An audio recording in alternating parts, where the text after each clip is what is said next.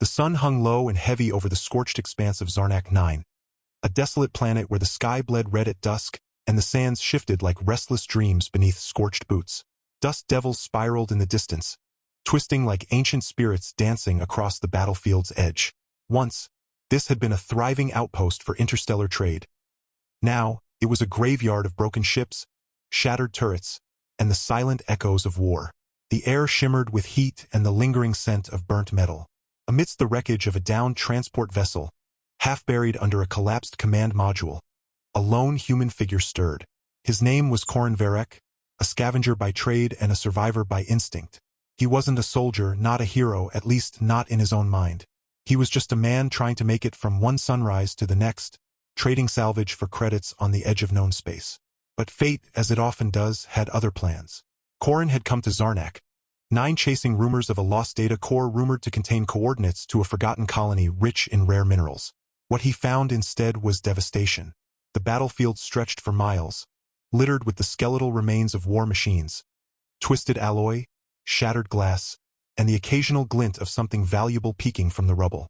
His scanner beeped erratically, picking up faint energy pulses beneath the wreckage. Most scavengers would have turned back. The planet was unstable, its crust laced with dormant plasma mines left over from the last great conflict.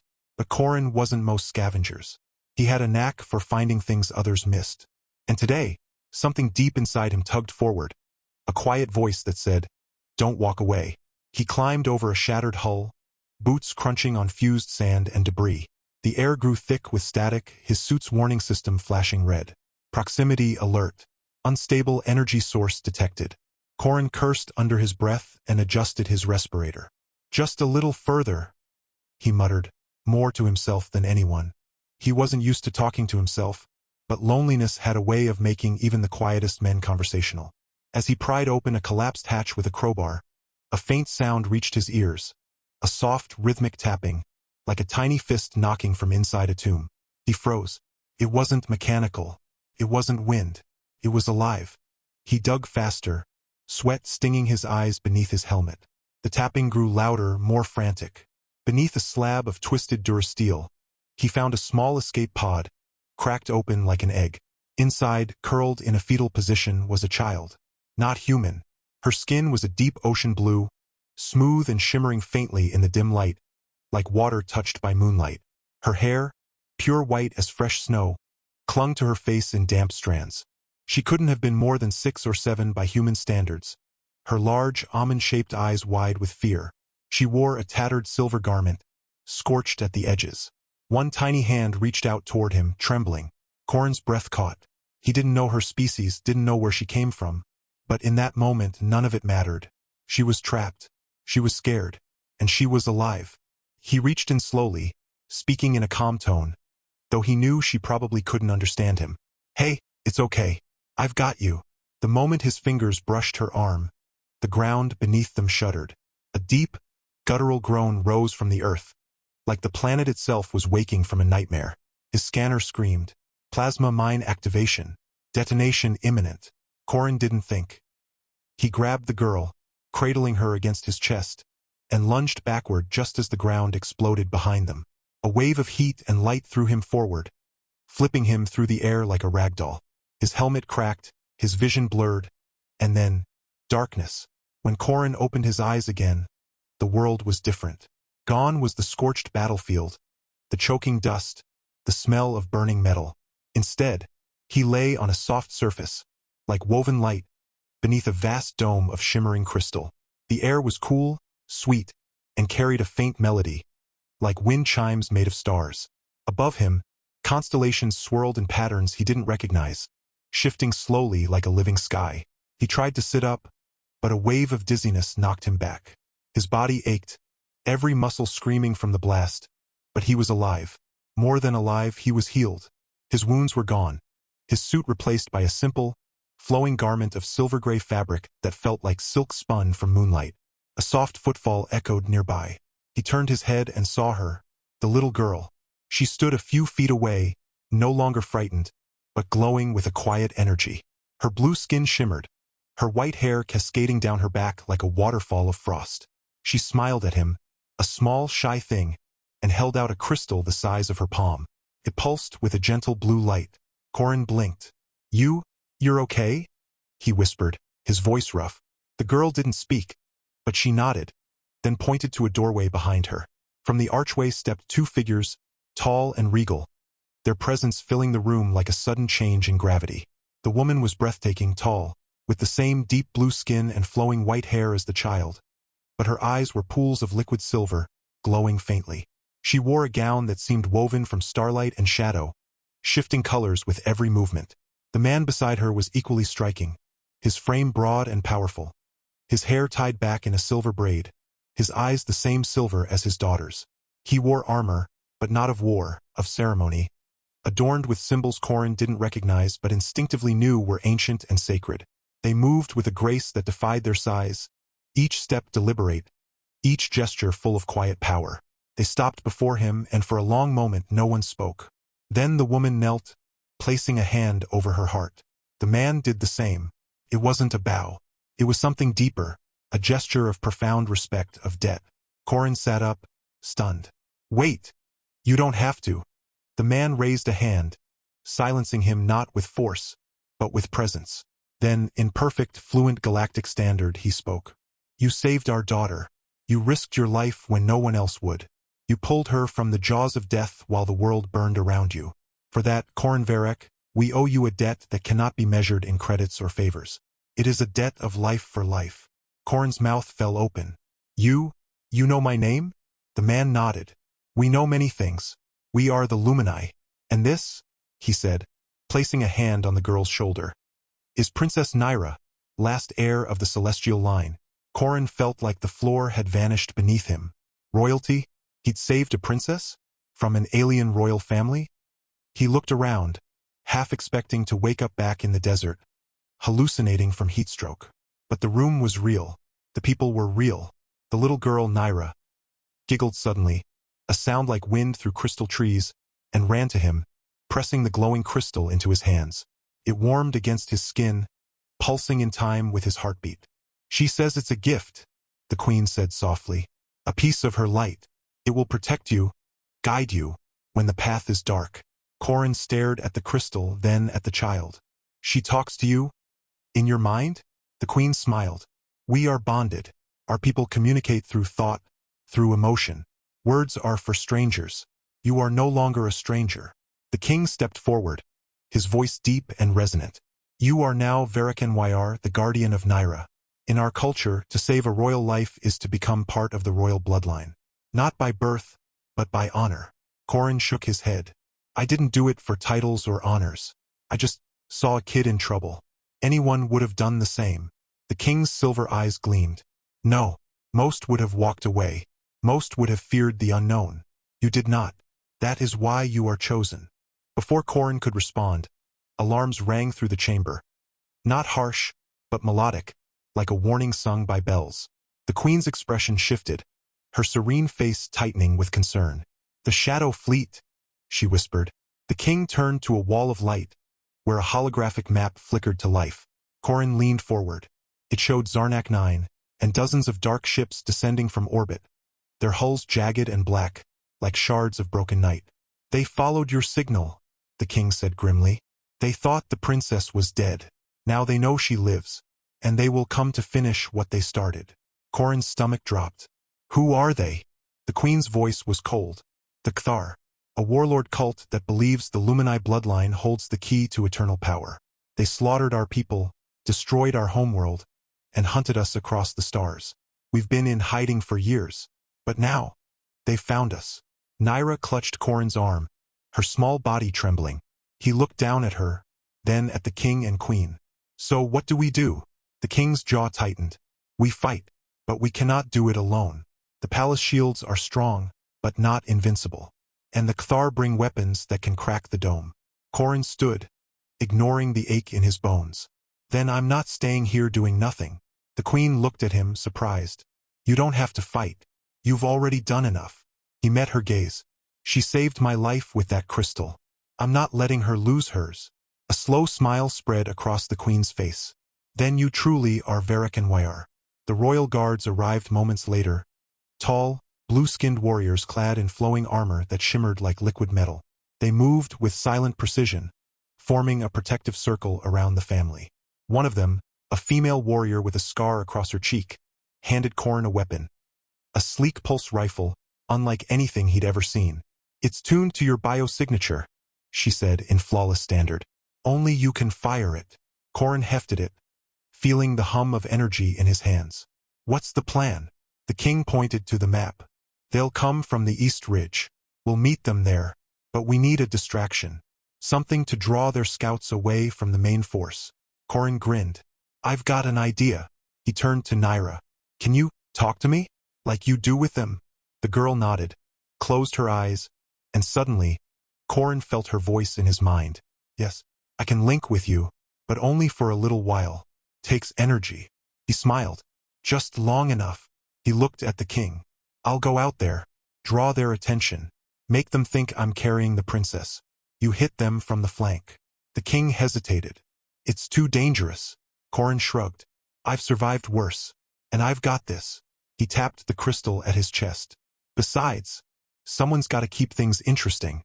Minutes later, Corin stood at the edge of the palace grounds, the red sun casting long shadows across the alien desert.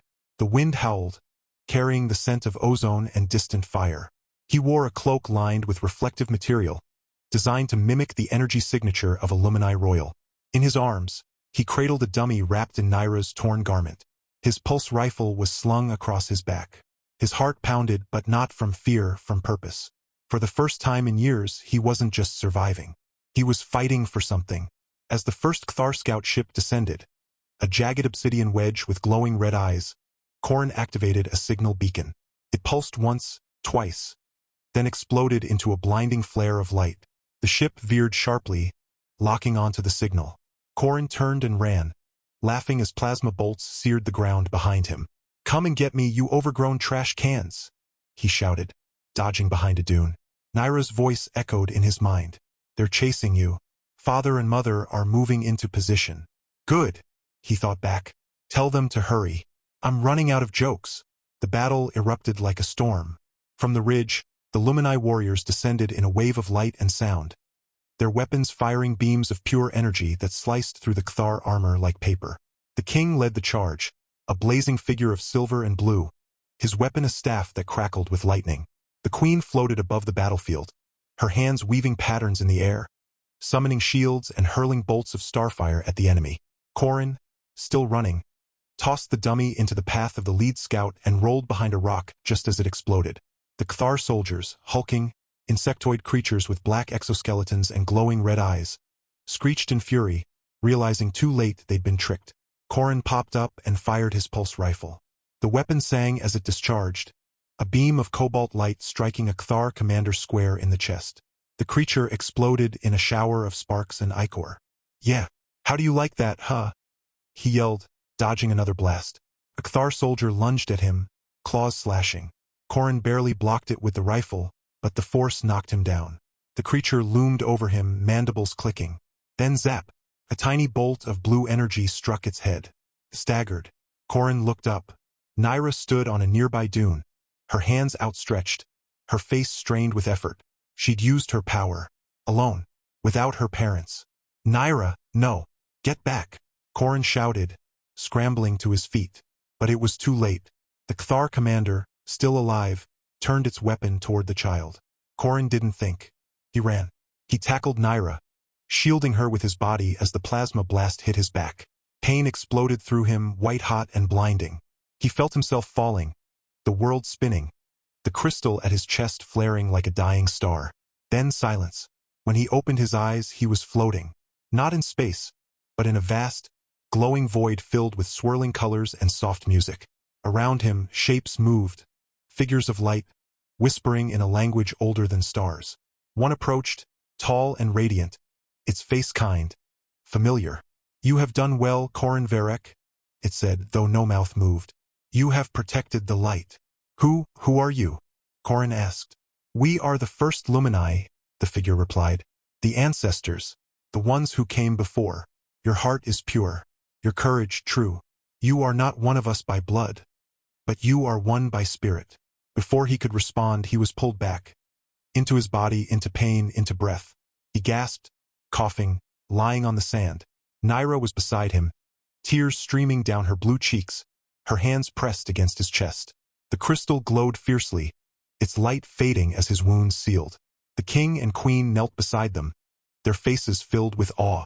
"The ancestral light responded to you," the queen whispered. "It has not done so in 1,000 years." Corin sat up slowly, wincing. "So, I'm basically a walking miracle now?" The king laughed, a deep, rich sound that echoed across the battlefield. "You are more than that. You are Zarnac, guardian of the light. And you have earned your place among us."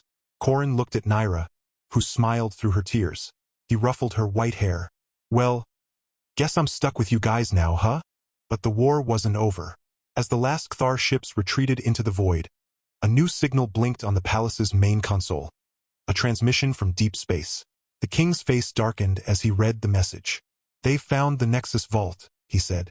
"If they unlock it, they'll have the power to erase entire worlds." Corin stood, brushing sand from his clothes. "Then we stop them." The queen looked at him. "It could mean leaving the safety of our home. It could mean facing the Cthar leader himself." Corin smirked. "Please, after surviving your daughter's cooking experiment last night, I think I can handle a warlord." Naira giggled. The king and queen exchanged glances, then smiled. The journey ahead would be long, dangerous, and filled with unknowns. But for the first time in decades, the Lumini royal family was not running. They were fighting, and they were not alone. Above them, the stars burned bright, watching, waiting. And somewhere in the vastness of space, the drums of war began to beat once more. The stars above the Lumini palace pulsed like slow, steady heartbeats as the royal ship, the Aetheris, lifted from the crystalline launch pad with a whisper rather than a roar. Its hull shimmered, not with metal, but with a living lattice of light grown, not built, shaped by ancient Lumini biotechnology. Corin stood at the observation deck, one hand pressed against the transparent wall, watching Zarnac, 9 shrink into a scorched marble beneath them. His reflection stared back. A human with sun-weathered skin, tired eyes, and a new fire behind them. He wasn't just Corin Zarnac, scavenger anymore. He was Zarnac, guardian, protector, family. Behind him, soft footsteps approached. Naira slipped in, barefoot, wrapped in a silken robe the color of twilight. She climbed onto the bench beside him, curling her legs beneath her. "You're sad?" she said. Not with words, but in his mind, their mental link still fragile but growing stronger. Corin smiled faintly. "Not sad, just thinking. Left a lot behind on that rock. My old ship, my tools, my favorite pair of boots." Naira tilted her head.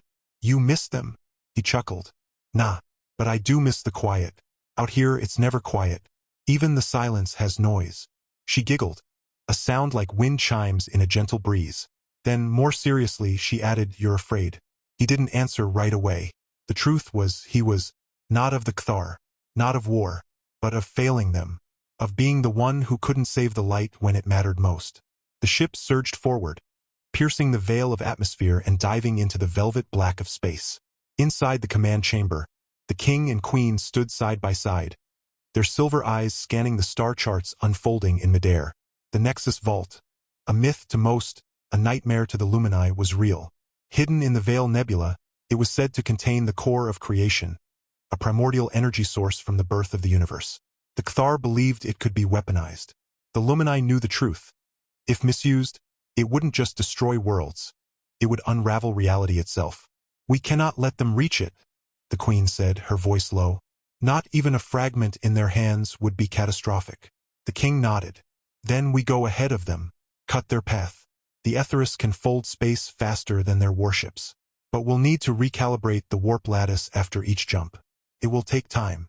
Corin stepped into the chamber, still holding his pulse rifle like a crutch. "How many jumps?" The king turned. 3, each one deeper into uncharted space. The second jump will pass through the gravestone belt, a field of dead stars and drifting black holes. One wrong move, and we'll be pulled apart atom by atom. Corin whistled. "Well, that's not terrifying at all." The first jump was smooth. The stars stretched into streaks, then snapped into new constellations. The ship shuddered slightly, like a bird shaking its wings, and then silence. They had traveled 10,000 light-years in less than a second. Corrin stumbled, gripping a railing. Okay. Remind me not to drink anything right before that. Naira, who had been watching from the doorway, burst into silent laughter through their link. You looked like a startled sandhopper. Hey, I'll have you know sandhoppers are noble creatures, Corrin shot back. They survive on nothing but dust and bad decisions. The second jump was another story. As the Aetheris entered the gravestone belt, the universe turned hostile. The stars here were corpses, their gravity wells still hungry. The ship's shields flickered as invisible tides tugged at its hull. Alarms chimed softly, warnings, not screams. The Queen worked the navigation console, her fingers dancing across fields of light, calculating safe paths through the chaos. The King stood at the helm, his presence a pillar of calm. Corrin, meanwhile, was strapped into a co-pilot seat, given a simple task: monitor the resonance dampeners. Just watch the blue light, the Queen had said. If it turns red, scream. He watched, and screamed. The blue light flared crimson. A micro-black hole, invisible until it was too close, yanked at the ship's left wing. Metal groaned. Lights dimmed. Corrin felt his stomach drop into his boots as the Aetheris tilted, spinning toward the event horizon. Dampeners failing, he shouted. The Queen's hands flew across the console. Reversing polarity, diverting power from life support. Corrin gasped. Wait, what? You're turning off the air. Only for 30 seconds, she said calmly. You'll live. I hate this family, he muttered, holding his breath. Then thrum. The ship righted itself, veering away from the void. The blue light returned. Corrin gasped as oxygen flooded back. Remind me to write a strongly worded letter to the Galactic Travel Bureau about safety regulations. Naira appeared again, this time with a small tray of glowing fruit. Eat. It helps with space sickness. Corrin took one, eyeing it suspiciously. Last time you gave me something that glowed, I sneezed light for an hour. She grinned. That was funny. It was embarrassing. I scared a space cat. Despite the danger, there was warmth aboard the Aetheris. The royal guards, once distant and formal, now greeted Corrin with nods and quiet respect. The warrior with the scar, Captain Morel, had even taught him a Lumini fighting stance, which Corrin promptly used to trip himself in the training room. You fight with heart, she said, helping him up. That is rarer than skill. He rubbed his elbow. Yeah, well, my heart's great. My balance, not so much. On the third jump, something changed. As the ship prepared to fold space, Naira suddenly cried out, clutching her head. She collapsed to her knees, her silver eyes flashing wildly. Naira! The Queen screamed, rushing to her. The girl trembled, her voice echoing in everyone's mind at once. He's coming. The Shadow King. He sees us. He knows. A wave of cold dread swept through the ship. The Shadow King, the leader of the Cthar, a being of pure malice, said to have consumed the souls of 1,000 worlds. He wasn't just a warlord. He was a force of entropy. The king activated the final jump sequence. We go now. No delays. The stars stretched once more, but this time, the warp wasn't clean. A ripple tore through space, and for a heartbeat, Corrin saw him, the Shadow King, a towering figure in jagged armor, his face hidden beneath a helm of black bone, his eyes two pits of endless night. He reached through the rift, a clawed hand stretching toward the Aetheris. Corrin raised his rifle and fired. The pulse struck the vision, and it shattered like glass. They emerged in the Veil Nebula, a swirling storm of violet and indigo gas, lit by newborn stars. Ahead, half hidden in the cosmic fog, floated the Nexus Vault, a massive, floating structure shaped like a dodecahedron, its surface etched with runes that pulsed with forbidden knowledge. It didn't look like a weapon. It looked like a prayer. But Corrin didn't have time to marvel. On the scanners, 3 Cthar warships emerged from hyperspace, their jagged forms cutting through the nebula like sharks. They were fast. They were close. And they were firing. The Aetheris rocked as the first plasma bolt struck the shields. They've locked onto the vault's energy signature, the king shouted. If they board it, it's over. Corrin was already moving. Then we board it first. The queen turned. Corrin, no. It's too dangerous.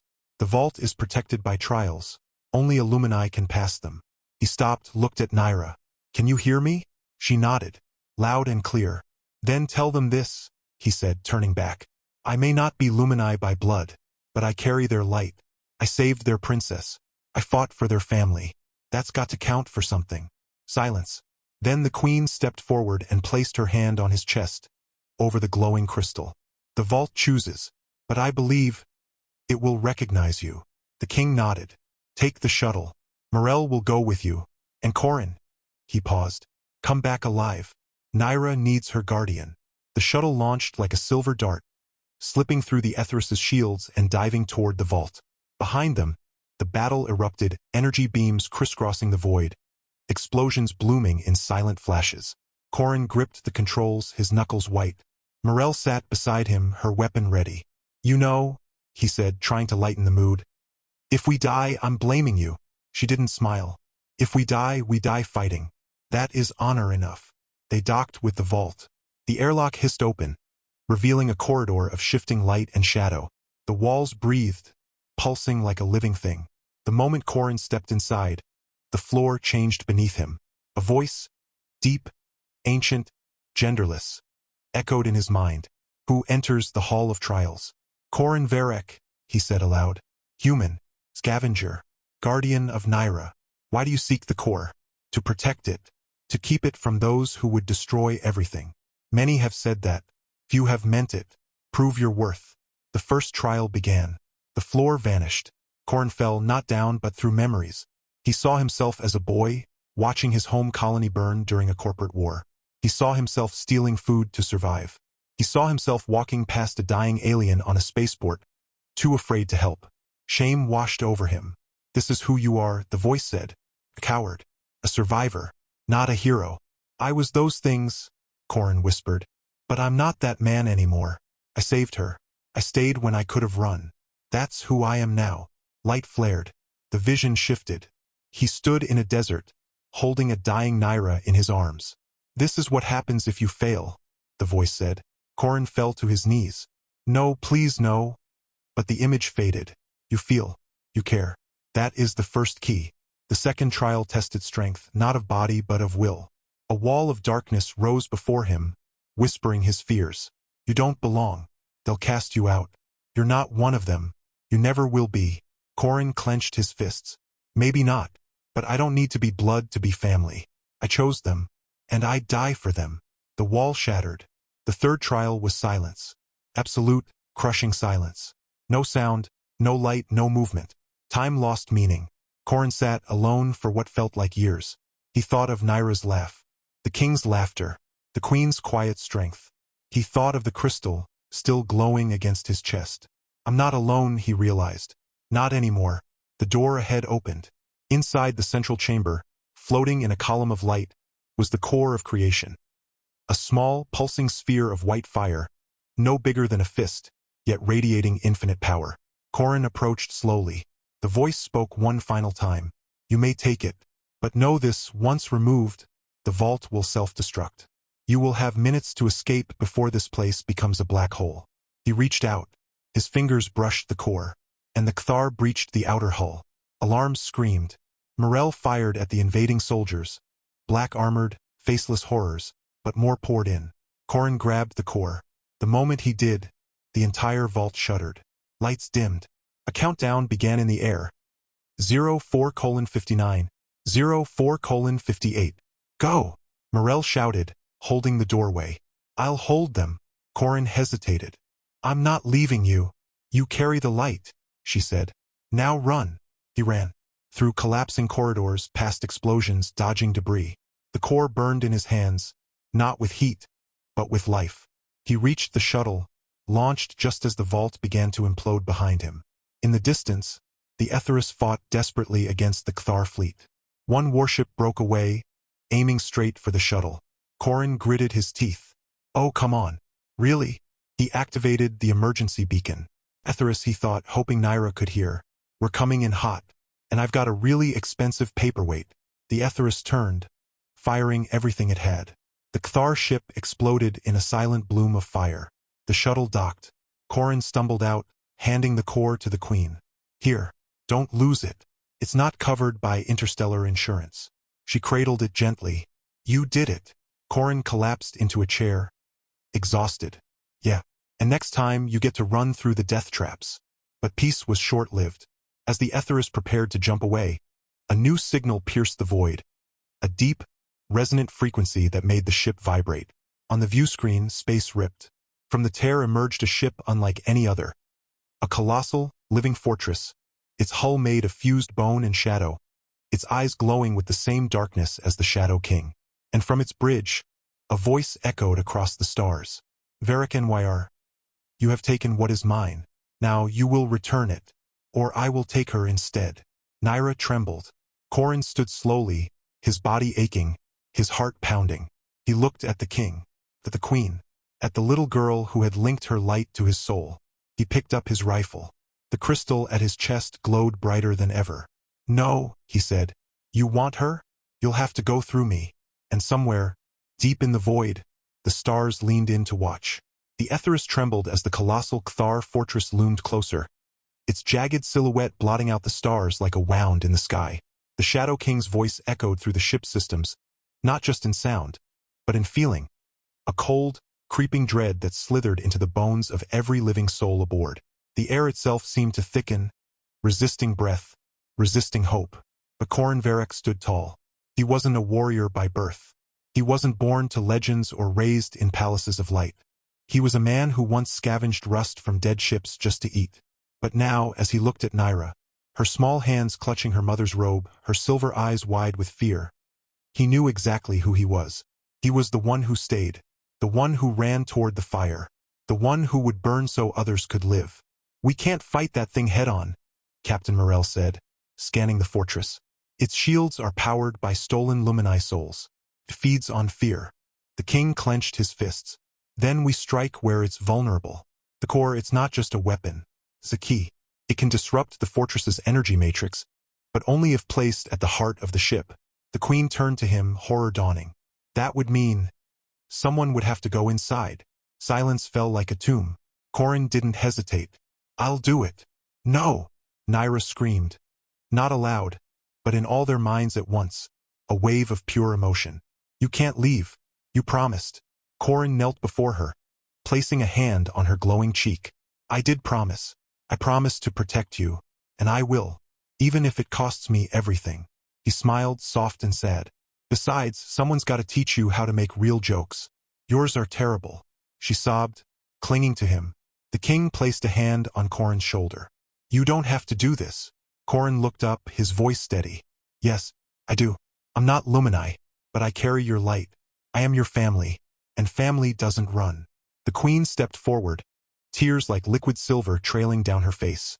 She pressed her forehead to his, whispering in their ancient tongue. A blessing, a farewell, a naming. Zarnac Nyr, guardian of the light, forever remembered. The plan was desperate. The Aetheris would launch a full assault, drawing the fortress's fire. A single stealth shuttle, piloted by Morell, would slip through the debris field and dock at the weakest point in the hull. Corrin would go in alone, carry the core to the central chamber, and activate it. The resulting energy surge would destabilize the fortress, collapsing it from within. There would be no escape, no return. As Corrin suited up, Morell handed him one last thing. A small, glowing charm shaped like a sandhopper. Nyra made it, she said. Said it would keep you safe. Corrin laughed, though his voice cracked. Tell her. It's the best luck charm I've ever had. The shuttle launched under cover of the battle. Beams of light and shadow crisscrossed the void. The Aetheris twisted and rolled, shields flaring under relentless fire. Corrin watched through the viewport as the Lumini ship fought like a cornered star, beautiful and furious. He touched the crystal at his chest, pulsed once, weakly. Goodbye, he thought. Thank you for making me matter. The docking was rough. Alarms blared. The hull of the fortress was alive, pulsing, shifting, like the skin of some ancient beast. Corrin stepped into the darkness, the core cradled in his arms. The air was thick with the scent of decay and forgotten screams. Walls breathed, floors shifted, shadows reached for him. But he walked on. He passed through chambers of frozen time, where the souls of dead Lumini floated in silent agony. He saw the Shadow King's throne, a mound of bones and broken light. And at the heart of the fortress, he found the nexus chamber, a vast, hollow sphere where the stolen energy of 1,000 worlds swirled in a vortex of darkness. "This ends now," Corrin whispered. He placed the core in the center of the chamber. The moment it touched the floor, the fortress screamed. Lights flared. Alarms wailed in a language of pain. The Shadow King's voice boomed through the halls. "Fool! You cannot destroy what is eternal." Corrin turned, raising his pulse rifle. "Maybe not, but I can sure as hell try." The Shadow King descended from above, a mountain of shadow and rage. His armor cracked with stolen power. His eyes burned with the light of dead stars. He swung a blade of pure void, slicing through the air. Corrin dodged, rolled, fired. The pulse beam struck the king's chest, but it barely scratched him. "You are nothing," the king hissed. "A speck. A nobody." Corrin grinned, blood on his lip. "Yeah, but I'm the nobody who saved your princess. The nobody who broke your fleet. The nobody who's about to take you down with me." He slammed his hand onto the activation panel of the core. A wave of white light erupted, racing through the chamber, shattering the dark matrix. The fortress began to collapse, beams cracking, walls imploding. The Shadow King roared, reaching for Corrin. But the light consumed him, unraveling his form, screaming as he was pulled into the vortex. Corrin stood at the center, the light rising around him like a tide. He looked up, not in fear, but in peace. He saw Nyra's face, the king's proud nod, the queen's tearful smile. He saw the stars, burning bright, and then light. On the Aetheris, the fortress imploded in a silent, glorious explosion of white fire. The shockwave knocked the ship back, but the shields held. The Cathar fleet scattered, leaderless, broken. The war was over, but Corrin did not return. Days passed. The Lumini returned to their hidden sanctuary, the core sealed in a sacred chamber, protected forever. The galaxy whispered of the human who stood against the Shadow King, of the scavenger who became a legend, of the man who gave everything. Nyra would not speak for weeks. She sat by the observation deck every night, staring at the stars. One evening, the queen found her there, holding the glowing crystal, now dark, but still warm. "He's still with us," the queen said softly. "In the light, in the wind, in you." Nyra nodded, placing the crystal over her heart. "I hear him," she whispered. "Sometimes, when the wind sings, I hear him laughing." Years passed. On every Lumini world, hidden and reborn, the story was told. Not in books but in song. Not in stone but in light. Children danced beneath holographic skies, reenacting the battle, cheering for the guardian of the light. Statues were built not of metal, but of solidified starlight, shaped in the form of a human with a pulse rifle in one hand and a child's hand in the other. The king and queen ruled with wisdom and peace. But every year, on the day the fortress fell, they stood before the great beacon, a tower of pure energy that shot into the heavens, and lit it with a single word, Varric and Wyar. And across the empire, billions looked up. Ships powered down their engines in silence. Cities dimmed their lights. Planets turned their faces to the stars. For one moment, the entire Lumini civilization stood still, hearts united in gratitude. A hero had risen from dust. He had no crown. He bore no title by blood. He was not born to greatness, but he chose it, and in the end he gave everything. So when the wind whispers through the crystal trees of the royal palace, when the stars burn a little brighter on quiet nights, when a child laughs too loudly under the twin moons of Luminar 7, people smile, because they know Corrin Varric was gone, but he was never forgotten. And somewhere, beyond the veil of time and space, a man with a crooked grin and a heart of light watches over them all. Forever the guardian, forever the light, forever home.